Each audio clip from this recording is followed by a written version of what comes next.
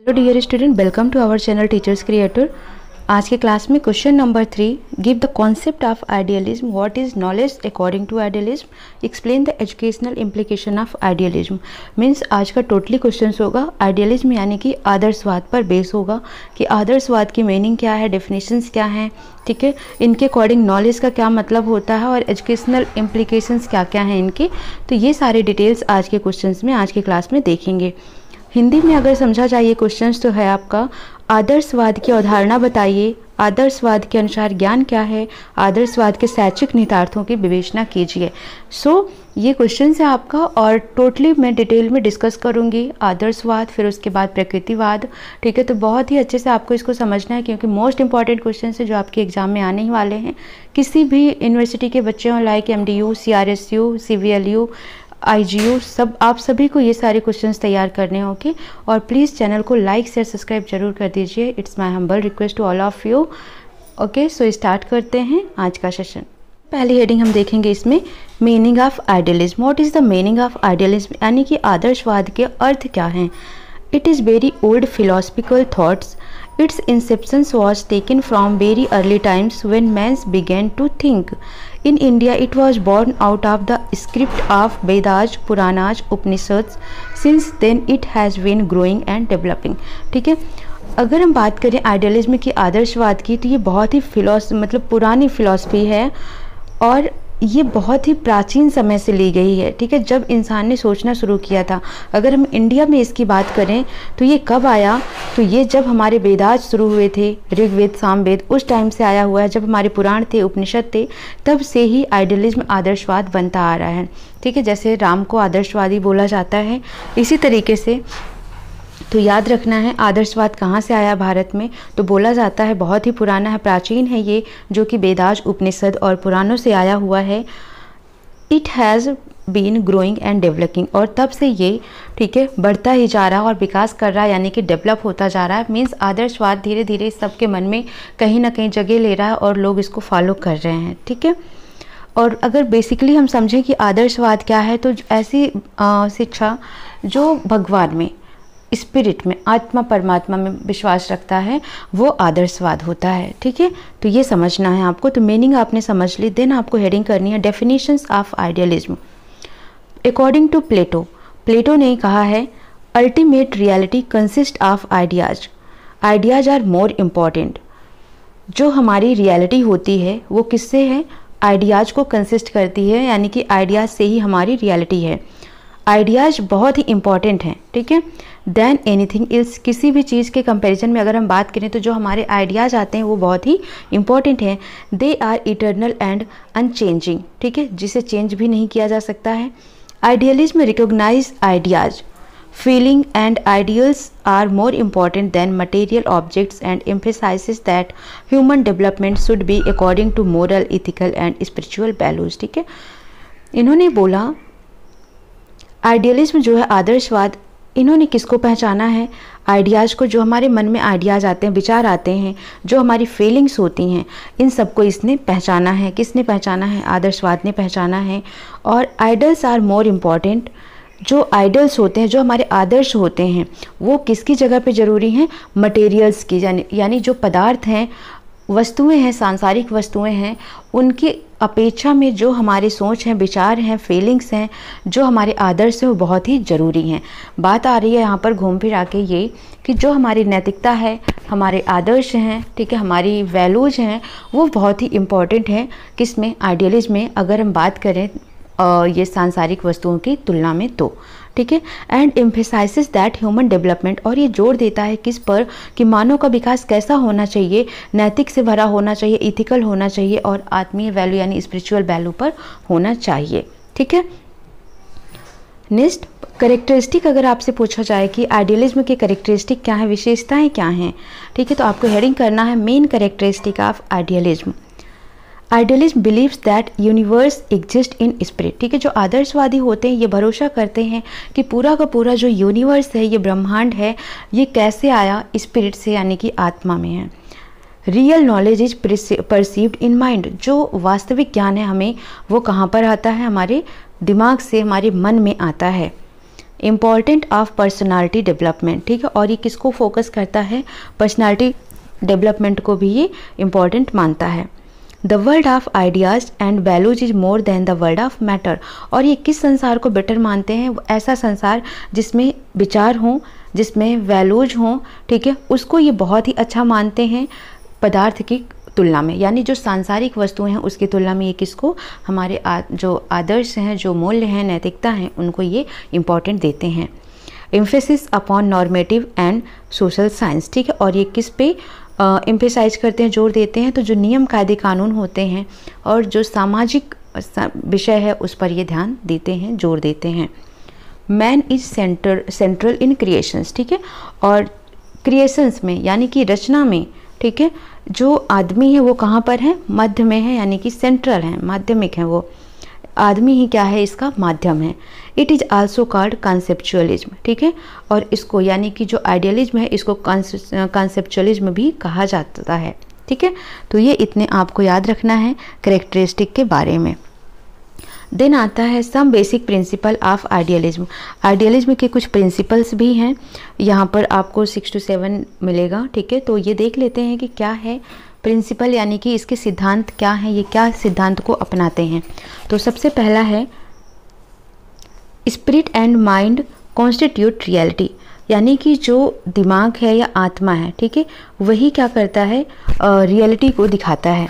तो आइडियलिज्म किस में भरोसा करता है कि जो स्पिरिचुअल नेचर है इंसान का, ठीक है, वो सबसे इम्पॉर्टेंट है, चाहे वो हमारा जो आध्यात्मिक या मेंटल साइकोलॉजी है वो मटेरियल की तुलना में बहुत ही इंपॉर्टेंट माना है किसने, आदर्शवाद ने।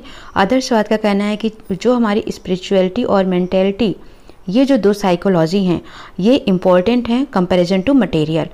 और जो हमारे लाइफ का एम होना चाहिए वो क्या होना चाहिए कि हम अपने स्पिरिचुअल नॉलेज को गेन करें, ठीक है, अकॉर्डिंग टू आइडियलिज्म। आदर्शवाद का मानना है कि हमें अपने लाइफ का एम क्या रखना चाहिए कि हमें स्पिरिचुअल नॉलेज, आध्यात्मिक ज्ञान को और से ज़्यादा बढ़ाना चाहिए, ये मानता है आदर्शवाद। तो पहला प्रिंसिपल आदर्शवाद का हो गया spirit and mind constitute reality. दूसरा है spiritual man is the supreme creation of God and he must strive for self realisations, ठीक है। जो स्पिरिचुअल मैन होते हैं, आध्यात्मिक मैन होते हैं, वही क्या कहलाते हैं, सुप्रीम क्रिएशन ऑफ गॉड, ठीक है, भगवान के वो बड़े क्रिएशंस या बनाने वाले सृष्टिकर्ता कहलाते हैं। जैसे बोलते हैं ना कि जब भी कोई प्रॉब्लम आती है तो भगवान किसी अपने करीबी को भेजता है, ठीक है। तो सुप्रीम क्रिएशंस ऑफ गॉड कौन कहा जाता है, स्पिरिचुअल मैन कहा जाता है। जो साधु संत होते हैं, जिन्हें ज्ञान होता है, जो अध्यात्म के बारे में बताते हैं, ठीक है, तो वही सबसे बड़े क्रिएशंस हैं भगवान के, यानी कि भगवान के द्वारा बनाए गए सबसे बड़ी चीज़ है जो यहाँ पर आकर लोगों को ज्ञान के बारे में, आत्मा के बारे में, अध्यात्म के बारे में समझाते हैं। And he must strive for self realisations, ठीक है, और हमें अपने अस्तित्व का पहचान करवाने के लिए वो बहुत कोशिश करते हैं कि हमें सेल्फ रियलाइजेशंस, अपने अस्तित्व का हमें पहचान जरूर होना चाहिए। तीसरा है God is the source of all knowledge, ठीक है, यानी कि अगर हम बोलें कि जो ईश्वर है वही सब कुछ जानने वाला है, जितने भी ज्ञान के सोर्स हैं वही है, ठीक है। तो अध्यात्म ये आदर्शवाद मानता है कि जो गॉड हैं वो सभी नॉलेज के सोर्स हैं या स्रोत हैं, ठीक है। Fourth, values are absolute and unchanging, और यहाँ पर जो मूल्य होते हैं आदर्शवाद के, ठीक है, ये कैसे होते हैं, एब्सोल्यूट होते हैं, अनचेंजिंग होते हैं, मीन्स ये कभी चेंज नहीं हो सकते हैं। Fifth, what is ultimate real is not the object itself but the idea behind it, ठीक है। What is ultimate real is not the object, ठीक है, यानी जो वास्तविकता है वो कोई पदार्थ नहीं है, बट ये क्या है, हमारे मन में एक थॉट आता है, ठीक है, तो ये आपको लेकर चलना है। Man is not the creator of values, जो ये मूल्य बन रहे हैं, नैतिकता बन रही हैं, आदमी इसके क्रिएटर नहीं हैं। Freedom of mind is the highest virtue, necessity of realising spiritual reality, ठीक है। Freedom of mind is the highest virtue, ठीक है, हमारा जो दिमाग है उसको स्वतंत्र रखना चाहिए, ठीक है, ताकि वो क्या करे, रियलाइज कर सके अध्यात्म को, अपने आप को रियलाइज कर सके। इसीलिए माइंड को क्या करना चाहिए, खुला रखना चाहिए, यानी कि उसको फ्री रखना चाहिए। तो माइंड को आप लिख सकते हैं यहाँ पर, कैसा माइंड होना चाहिए, यूनिवर्सल माइंड होना चाहिए, क्योंकि जो आइडियलिज्म है, आदर्शवाद है, वो यूनिवर्सल माइंड पर विचार करता है। जो हमारा ये छोटा सा दिमाग है ना, ये इस यूनिवर्सल माइंड का एक छोटा सा पार्ट होता है, ठीक है। और जो इंसान है, ये ह्यूमन बीइंग है, इनकी लाइफ का जो गोल होता है ना, वो यही होता है कि हमारा जो यूनिवर्सल माइंड है उसको हम क्या करें, रियलाइज करें, पहचानें, ठीक है। तो आइडियलिज्म इन सब चीज़ों पर फोकस करता है, किस पर, mind and spirit constitute reality पर, फेथ इन स्पिरिचुअल वैल्यूज़, जो भी स्पिरिचुअल वैल्यूज़ हैं उन पर ये भरोसा करता है, विश्वास करता है। Real knowledge is perceived in mind, unity is diversity, man being spiritual is a supreme creation, universal mind होना चाहिए, उसको पहचानना चाहिए। फेथ इन डिस्टिंक्ट नेचर, ठीक है। जो आइडियलिस्ट होते हैं, आदर्शवादी होते हैं, वो फुल फेथ रखते हैं, यानी कि बहुत ज़्यादा ही भरोसा रखते हैं, किस में, नेचर पर, प्रकृति पर भी, ऑफ एन इंडिविजुअल, ठीक है। हर एक का जो नेचर है उस पर ये भरोसा रखते हैं कि हाँ, हर एक इंसान का अपना अपना नेचर, अपनी अपनी स्पिरिचुअलिटी हो सकती है, ठीक है। Special emphasis on the normative and social science, मतलब ये किस पर जोर देते हैं, तो ये नॉर्मेटिव एंड सोशल साइंस पर ये ज़्यादा जोर देते हैं, यानी कि इथिक्स, लॉजिक एंड एस्थेटिक पर ये ज़्यादा जोर देते हैं। तो ये हो जाते हैं बेसिक प्रिंसिपल ऑफ आइडियलिज्म। तो जब भी आइडियलिज्म के प्रिंसिपल पूछा जाए आपसे, तो आपको ये 7 to 8 पॉइंट्स याद रखना है। आप इसको डिस्क्राइब करके लिख सकते हैं, ठीक है। जैसे ये 4 नंबर का आता है तो आप डायरेक्ट इतना ही लिख देंगे, लेकिन 16 मार्क्स का तो वैसे अकेला बेसिक प्रिंसिपल तो नहीं आएगा, ठीक है। तो अगर 4 नंबर में आता है तो आप सिर्फ इतना ही याद करके लिख कर आ जाएंगे, okay. Now idealism in education, तो अब शिक्षा में आइडियलिज्म, आदर्शवाद की ज़रूरत क्यों पड़ी, ठीक है। Education according to idealism is a spiritual necessity, ठीक है। अगर हम शिक्षा के अनुसार आइडियलिज्म की बात करें, तो एजुकेशन अकॉर्डिंग टू आइडियलिज्म, आदर्शवादों के हिसाब से अगर हम शिक्षा की बात करें, ठीक है, तो ये क्या है, एक स्पिरिचुअल नेसेसिटी है, मतलब हमारी आध्यात्मिक ज़रूरत है। Idealist believe that men's nature is spiritual and divine, ठीक है। जो आदर्शवादी होते हैं ये भरोसा करते हैं कि आदमी का नेचर कैसा होता है, आध्यात्मिक होता है और डिवाइन सोर्स दिव्य होता है। It can realise through educations, जो कि कहाँ से हम रियलाइज़ कर सकते हैं, एजुकेशंस के थ्रू, यानी शिक्षा के थ्रू ही हम अपने अंदर के स्पिरिचुअल और दिव्य सोर्स को रियलाइज कर सकते हैं। Education is expected to enlarge the boundaries of the spiritual realm, ठीक है। तो जो ये शिक्षा होता है ये एक्सपेक्ट करता है, ठीक है, कि जो स्पिरिचुअल रियल्म के हैं, जो इसकी बाउंड्री है उसको ये इनलार्ज यानी कि बड़ा बनाता है, हमारे सीखने की क्षमता को ये बड़ा कर देता है।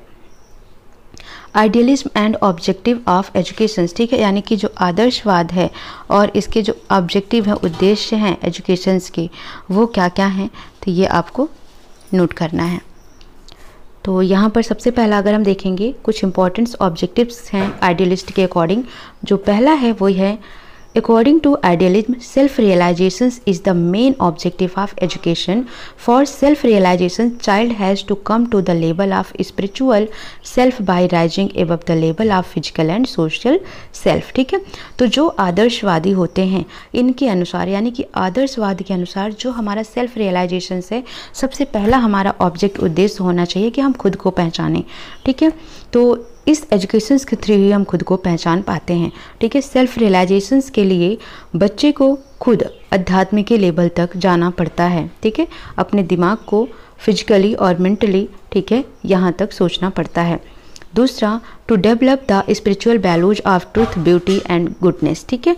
तो क्या विकास करने के लिए, स्पिरिचुअल वैल्यूज ऑफ ट्रूथ, यानी जो सच्चाई है, ट्रूथ है, जो ब्यूटी है, सुंदरता है, जो गुडनेस है, अच्छाई है, ठीक है, इन सब की अध्यात्म वैल्यू को जो हमने सीखा है उसका विकास करने के लिए ही हमारा मेन उद्देश्य होना चाहिए। तीसरा, one of the most important objective of education according to idealism is to develop will power of individual so that he may continue he search for truth, ठीक है। तो जो सबसे महत्वपूर्ण ऑब्जेक्टिव है, उद्देश्य है आदर्शवाद के अनुसार शिक्षा का, वो ये है कि हमें अपने विल पावर को, हर एक इंसान को अपने अपने विल पावर को डेवलप करना चाहिए ताकि वो खुद ही सच्चाई की खोज कर सके, ठीक है। तो आप देख रहे हैं आदर्शवाद कहीं ना कहीं क्या क्या ऑब्जेक्टिव रख रहा है कि आप खुद को सेल्फ रियलाइज करें, ठीक है, सेल्फ रियलाइज करके ही आप सच्चाई को पहचान सकते हैं, आप ट्रुथ समझ सकते हैं, ब्यूटी समझ सकते हैं, गुडनेस समझ सकते हैं, अध्यात्म की हर एक वैल्यू को आप समझ सकते हैं। लेकिन उसके लिए सबसे पहले सेल्फ रियलाइजेशंस और अपना विल पावर डेवलप करना बहुत ही ज़रूरी होता है, ठीक है, ताकि आप सच की खोज कर सकें। Another very important objective of education is the development of culture। जो हमारी संस्कृति है उसका भी विकास हमें करना चाहिए, वो सिखाता है, ये इसका उद्देश्य है आदर्शवाद का। Culture of society must be conserved, promoted and transmitted from one generation to other. और जो हमारी संस्कृति है किसी भी समाज की, किसी भी सोसाइटी की, उसे हमें सुरक्षित रखना चाहिए, ठीक है, आगे बढ़ाना चाहिए, एक जनरेशन से दूसरे जनरेशन में भेजना चाहिए। क्या आज हम देखते हैं हमारा कल्चर, हमारी संस्कृति जो है वो कहीं ना कहीं खोती चली जा रही है, ठीक है, हम एकदम मॉडर्न होते चले जा रहे हैं, तो हम अपने कल्चर को, अपने सभ्यता, अपने संस्कार भूलते जा रहे हैं, जो कि ऐसा नहीं होना चाहिए। हमें अपने कल्चर को याद रखना चाहिए और उसको एक पीढ़ी से दूसरी पीढ़ी तक ट्रांसमिट करने की एक तरीके से हमारे अंदर क्वालिटी रखनी चाहिए, ठीक है। तो इसीलिए आदर्शवाद का जो चौथा ऑब्जेक्टिव है ये है कि हमें क्या करना है, अपने कल्चर को मेंटेन करके रखना है, डेवलप्ड करके रखना है और एक पीढ़ी से दूसरी पीढ़ी तक ट्रांसफ़र करना है। तो सबसे पहला अभी तक आपने ऑब्जेक्टिव देखा कि आपको सेल्फ रियलाइज करना है, ठीक है। दूसरा आपने देखा कि जो भी स्पिरिचुअल नॉलेज की गुडनेस है, वैल्यू है, ट्रूथ है, उसको हमको जानना है। तीसरा हमने देखा कि हमें अपने विल पावर को बढ़ाना है। चौथा हमने देखा कि हमें अपने कल्चर को प्रोटेक्ट करके, कंजर्व करके रखना है, ठीक है। To develop overall personality of child physically, mentally, spirituality and emotionally. और इसका मेन ऑब्जेक्टिव और क्या है, इसका मुख्य उद्देश्य ये भी है कि हमें किसी भी बच्चे के हर तरह की पर्सनालिटी को डेवलप करना है, चाहे वो फिजिकली हो, मेंटली हो, स्पिरिचुअलिटी हो या भावात्मक यानी इमोशनली हो, हर तरीके के उसके जो भी पर्सनालिटी है, व्यक्तित्व है, उसको निखारना है, उसको विकास करना है, ठीक है। To develop intelligence and reasoning power of child. जो हमारे अंदर बुद्धिमत्ता है, तर्क वितर्क करने की कैपेसिटी है, उसको भी विकास करना है, डेवलप करना है। To develop moral and spiritual character of a child for the realizations of God, the ultimate reality। इस यूनिवर्स की एक ही सच्चाई है, भगवान। तो बच्चे को इसका रियलाइजेशंस होना चाहिए कि हाँ भगवान हैं, ठीक है, यानी कि नैतिकता और अध्यात्म का भी विकास उसके अंदर होना चाहिए। To develop universal educations irrespective of race, creed और कलर, ठीक है। बच्चे को कैसी शिक्षा देनी चाहिए, यूनिवर्सल शिक्षा देनी चाहिए, ना कि उन्हें ये बताना चाहिए जाति, धर्म, रूप, रंग, ठीक है, इन सब की शिक्षा ना देकर उनको यूनिवर्सल शिक्षा, एक ही शिक्षा के बारे में ज्ञान देना चाहिए कि यहाँ पर सभी इंसान एक ही हैं, सभी अध्यात्म, सभी क्या हैं, एक भगवान के द्वारा क्रिएट किए हुए एक तरीके की वस्तुएं हैं हम लोग, ठीक है, जो भगवान ने हमको बहुत ही अच्छा रूप दिया, बनाकर भेजा है। तो यहाँ पर हमको अपने अंदर अपने आप को पहचानना है, अपने विल पावर को बढ़ाना है, भगवान पर भरोसा रखना है और अपने कर्मों को करते जाना है, ये आदर्शवाद का मानना होता है, ठीक है। तो ये सारे ऑब्जेक्टिव्स हो गए किसके, आदर्शवाद के। याद हो गया होगा आपको, सेल्फ रियलाइज करना, जो भी स्पिरिचुअल पावर है उसकी वैल्यू क्या है, उसकी गुडनेस क्या है, उसकी ब्यूटी क्या है, उसको पहचानना। तीसरा है अपने अंदर के विल पावर को बढ़ाना ताकि हम खुद सच्चाई की खोज कर सकें। चौथा है हमें अपने कल्चर को प्रमोट करना है, उसको प्रोटेस्ट करके रखना है, बचा कर रखना है। पांचवा था कि बच्चे की हर तरीके से पर्सनालिटी को डेवलप करना है, चाहे वो शारीरिक हो, मानसिक हो, आध्यात्मिक हो या भावात्मक हो, हर तरीके से उसकी पर्सनालिटी को डेवलप करना है। उसकी रीजनिंग और इंटेलिजेंस पावर को डेवलप करना है, उसके अंदर मोरल और स्पिरिचुअल कैरेक्टर लाना है ताकि वो भगवान पे भरोसा कर सके, ठीक है। और बच्चों में लालच, रेस, जाति, धर्म, इन सब की शिक्षा ना देकर उनको यूनिवर्सल शिक्षा देना चाहिए, ठीक है। तो ये सारे क्या हो गए, ये हो गए आदर्शवाद के मुख्य ऑब्जेक्टिव किसमें, शिक्षा के क्षेत्र में, ठीक है। Idealism and aim of education, जो आदर्शवाद हैं और शिक्षा का जो मुख्य उद्देश्य है, लक्ष्य है, ठीक है, वो क्या है। तो अभी तक मैंने आपको बता दिया, पहला लक्ष्य क्या था, सेल्फ रियलाइजेशंस। दूसरा क्या था, रियलाइजेशंस ऑफ स्पिरिचुअल वैल्यूज, चाहे वो उसकी गुडनेस हो, उसकी ब्यूटी हो, ठीक है। अब हम इसमें तीसरा देखेंगे, development of inventive and creative power, ठीक है। डेवलपमेंट ऑफ कंप्लीट मैन, एक पूर्ण इंसान का, ठीक है, कंप्लीट मैन यानी कि हर तरीके से फिजिकल, मेंटल और फिजिकल हो गया, मेंटल हो गया, ठीक है, और इंटेलेक्चुअल हो गया, साथ ही साथ अगर हम देखें तो इमोशनल हो गया, ठीक है, स्पिरिचुअल हो गया, तो हर तरीके का ज्ञान उसके अंदर आ जाना चाहिए। तो कंप्लीट मैन होना चाहिए, यूनिवर्सल एजुकेशंस देना चाहिए उसको, डेवलपमेंट ऑफ मोरालिटी, नैतिकता का विकास होना चाहिए, सिंपल लिविंग, हाई थिंकिंग होना चाहिए, preparation of half Holi life, यानी कि जो आध्यात्मिक जीवन होता है, पवित्र जीवन होता है, इसकी तैयारी करनी चाहिए, इसके लिए हमें तैयार रहना चाहिए, ट्रांसमिशन ऑफ कल्चर, अपने कल्चर को एक पीढ़ी से दूसरी पीढ़ी में ट्रांसमिट करना चाहिए, और हमें आध्यात्मिक विकास करना चाहिए। तो ये सभी है आइडियलिज्म और एम ऑफ एजुकेशन के अंदर आपको ये लिखना है, ठीक है। तो बहुत ही ईजी है, कॉन्सेप्ट समझ आ जाएगा आपको, तो आप इसको आसानी से लिख पाएंगे। अब अगर आइडियलिज्म एंड कैरिकुलम आपसे पूछा जाए तब आप इसको क्या करेंगे, आपको नोट करना है 3-4 पॉइंट। अभी तक जो हम पढ़ते आ रहे हैं ना कि हमारे अंदर क्या क्या पॉइंट डेवलप होने चाहिए, वही सब चीज़ें यहाँ पर लिखना है, इंटेलेक्चुअल, मोरल, फिजिकल, ठीक है। तो यही आपने लिखना है यहाँ पर। Idealism insist on study of humanities, ठीक है, जो मानवता है हमारे अंदर, आदर्शवाद इसी पर भरोसा रखता है कि एक इंसान एक अच्छा नागरिक, एक अच्छा इंसान बन सके। वो हमारे अंदर क्या होनी चाहिए, ह्यूमैनिटी होनी चाहिए ना, मानवता होनी चाहिए, such as literature, art, religions, morality etcetera. The following subject should be taught for developing various activities, ठीक है। तो कौन कौन से पढ़ाने चाहिए ताकि ये सब एक्टिविटी से उसके अंदर इन सब चीज़ों का विकास हो सके। तो पहला है intellectual activity, teaching of language, literature, history, geography, mathematics and social will encourage intellectual activity, ठीक है। तो टीचिंग ऑफ लैंग्वेज किन किन, जैसे साहित्य हो गया, हिस्ट्री, ज्योग्राफी, मैथमेटिक्स, इन सबको पढ़ाना है ताकि इंटेलेक्चुअल एक्टिविटी करा सकें हम। उसके बाद moral activity, it can be taught teaching of religions, ethics etcetera. तो जो मोरल एक्टिविटी है उसको हम कैसे करा सकते हैं, तो रिलीजियस एथिक्स के बारे में पढ़ाकर, ठीक है, सिखाकर, और इंटेलेक्चुअल एक्टिविटी के थ्रू जैसे ज्योग्राफी, हिस्ट्री यानी लैंग्वेज को पढ़ाकर। Physical activity, health and physical education can be there, ठीक है। तो यहाँ पर क्या है, हेल्थ और फिजिकल एजुकेशन है। Idealist also advocate various kind of handicraft and manual skills, ठीक है। तो जो आदर्शवादी होते हैं इसके साथ ही साथ और तरीके के हैंडीक्राफ्ट्स और जो मैनुअल स्किल्स होते हैं उनको भी डेवलप करवाते हैं। तो अगर हम कैरिकुलम की बात करें कि आदर्शवाद के कैरिकुलम में क्या क्या है, तो आदर्शवाद के कैरिकुलम में intellectual activity, moral activity, physical activity, ये तीनों ही हैं। इसके अंदर क्या क्या आता है वो भी आपको पॉइंट्स दे दिया गया है, ठीक है। यानी कि ये सब कैरिकुलम है जो आदर्शवाद कहता है कि इन सब चीज़ों को पढ़ाई करना चाहिए, इन सब चीज़ों की तैयारी करनी चाहिए, इन सब चीज़ों के बारे में ज्ञान प्राप्त करना चाहिए। Idealism and method of teaching, ठीक है। तो idealism and method of teaching की अगर हम बात करें तो यहाँ पर कौन कौन से मेथड हैं वो हम देखेंगे। Idealism regards classroom as a temple of spiritual learning, a place for self education.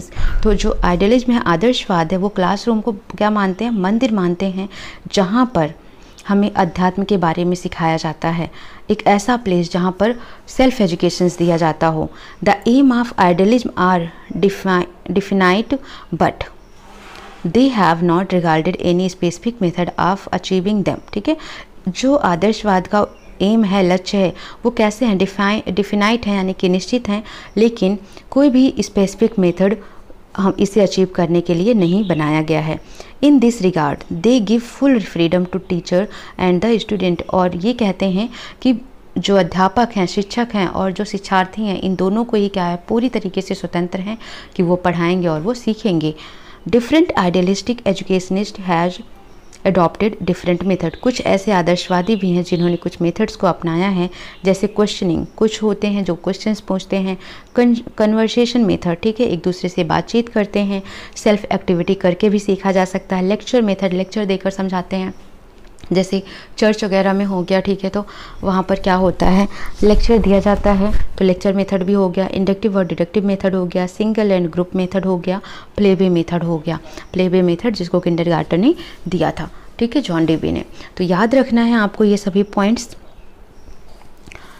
ये आ जाएंगे मेथड ऑफ टीचिंग में। तो ये था आदर्शवाद यानी कि आइडियलिज्म के बारे में टोटली पूरा का पूरा आपको इतने पॉइंट याद रखना है कि अगर आदर्शवाद के बारे में आता है तो आपको यही लिखना है। ये टोटली किस चीज़ पर है, एक तरीके से आप देख रहे होंगे तो स्पिरिचुअल पर, गॉड पर, ठीक है, होली लाइफ पर, इन सब चीज़ों पर ही बेस्ड है। तो आपको इसे अच्छे से तैयार कर लेना है। अगर कोई डाउट आता है तो आप कमेंट सेक्शन में मैसेज करके बता सकते हैं, ठीक है। और प्लीज़ चैनल को लाइक शेयर सब्सक्राइब करें। मिलते हैं नेक्स्ट सेशन में। Thank you for watching.